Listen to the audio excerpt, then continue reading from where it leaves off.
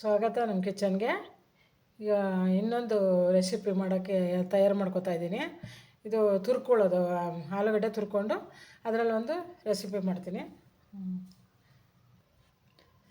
ನೋಡಿ, ಕ್ಯಾರೆಟ್ ತುರಿಯೋದ್ರಲ್ಲಿ ತುರ್ಕೊಳ್ಳೋಣ ಇದನ್ನ.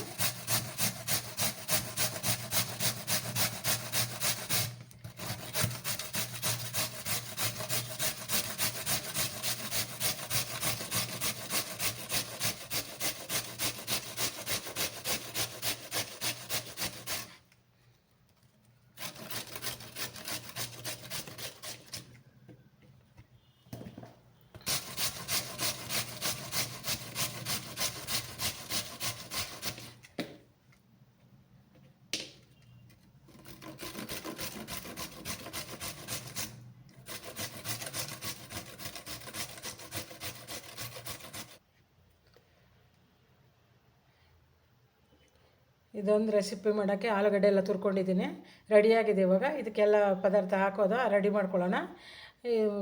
ರೆಡಿ ಮಾಡ್ಕೊಂಡ್ಮೇಲೆ ಎಲ್ಲವುದು ತೋರಿಸೋಣ. ಇದೊಂದು ರೆಸಿಪಿ ರೆಡಿಯಾಗಿದೆ. ಇವಾಗ ಆಲೂಗಡ್ಡೆ ತುರಿದು ರೆಡಿ ಮಾಡ್ಕೊಂಡಿದ್ದೀನಿ. ಇದನ್ನ ಚೆನ್ನಾಗಿ ತೊಳೆದು ನೀರೆಲ್ಲ ಸೋರಿಸ್ಕೋಬೇಕು ಚೆನ್ನಾಗಿ. 2 ಆಲೂಗಡ್ಡೆ ತೊಳೆದು ರೆಡಿ ಮಾಡ್ಕೊಂಡಿದ್ದೀನಿ. ನೋಡಿ, ಇದನ್ನ ನೀರಲ್ಲಿ ಹಾಕಿಡಬೇಕು ತುರಿದಾಗ, ಇಲ್ಲಾಂದರೆ ಕಪ್ಪಾಗುತ್ತೆ. ಇವಾಗ ಎಲ್ಲ ತೊಳೆದು ರೆಡಿ ಮಾಡ್ಕೊಂಡಿದ್ದೀನಿ. ಇದನ್ನ ಒಂದು ಇದಕ್ಕೆ ಹಾಕೊಳ್ಳೋಣ, ಬೌಲ್ಗೆ.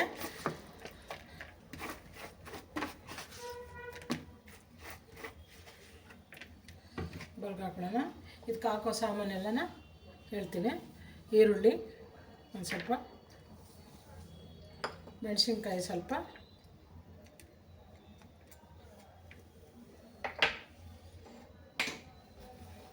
ಬೆಳ್ಳುಳ್ಳಿ ಒಂದು ಸ್ವಲ್ಪ, ತುರಿದಿರೋ ಶುಂಠಿ ಸ್ವಲ್ಪ,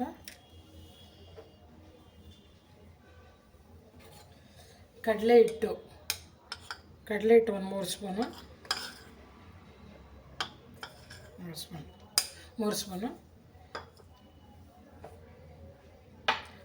ಅಕ್ಕಿ ಹಿಟ್ಟು 3 ಸ್ಪೂನು,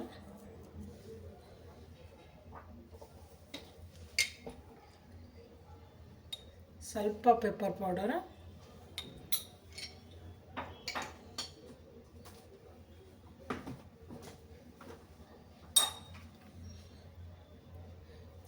ಸ್ವಲ್ಪ ಚಿಲ್ಲಿ ಪೌಡರು,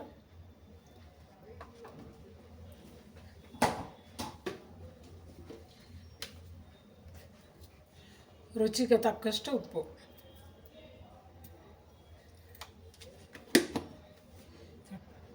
ಇದನ್ನ ಇವಾಗ ಚೆನ್ನಾಗಿ ಮಿಕ್ಸ್ ಮಾಡ್ಕೊಳ್ಳೋಣ.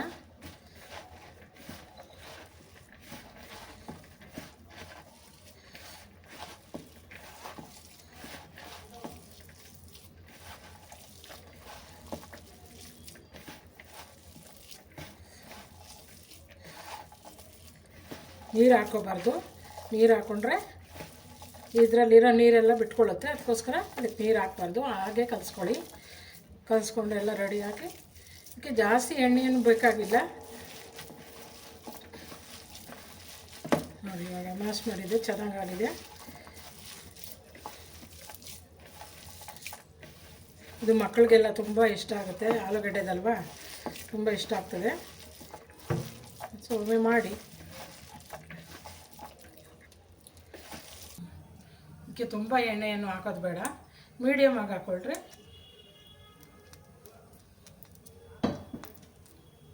ಮೀಡಿಯಮ್ ಹಾಕ್ಕೊಂಡು ಇದನ್ನ ನಿಮ್ಗೆ ಹೇಗೆ ಬೇಕಾದ್ರೂ ಹಾಗೆ ಮಾಡ್ಕೋಬೋದು.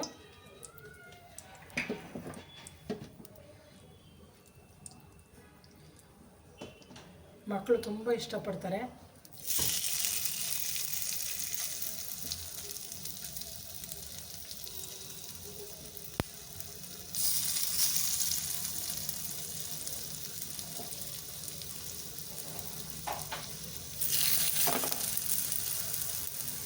ಹೀಗೆ ಇದರಲ್ಲಿ ಬೇಯಿಸ್ಕೊಂಡ್ರೆ ತುಂಬ ಚೆನ್ನಾಗಿರುತ್ತೆ, ಟೇಸ್ಟಿಯಾಗಿರುತ್ತೆ.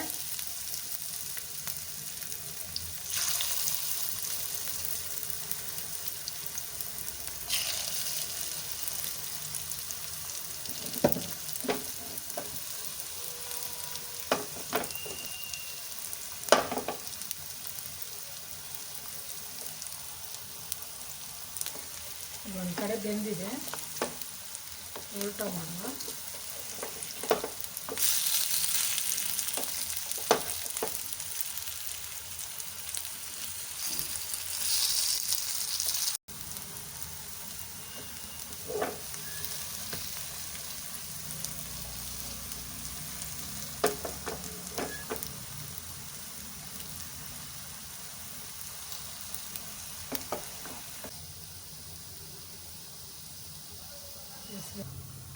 ಇದೊಂದು ಸ್ನ್ಯಾಕ್ಸು ರೆಡಿಯಾಗಿದೆ ಮಕ್ಳಿಗೋಸ್ಕರ.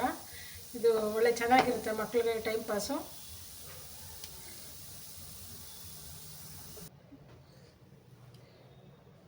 ಎರಡು ಆಲೂಗಡ್ಡೆ ಇದ್ದರೆ ಸಾಕು, ಒಂದು ಸ್ನ್ಯಾಕ್ಸ್ ಮಾಡ್ಬೋದು. ಮಕ್ಕಳಿಗೆ ತುಂಬ ರುಚಿಯಾಗಿರುತ್ತೆ, ಆದರೆ ತುಂಬ ಟೇಸ್ಟಿಯಾಗಿರುತ್ತೆ. ಮಕ್ಳಿಗೆ ಮಾಡಿಕೊಡಿ, ತುಂಬ ರುಚಿಯಾಗಿರುತ್ತೆ. ತಿಂದು ನೋಡಿ, ಶೇರ್ ಮಾಡಿ, ಸಬ್ಸ್ಕ್ರೈಬ್ ಮಾಡಿ.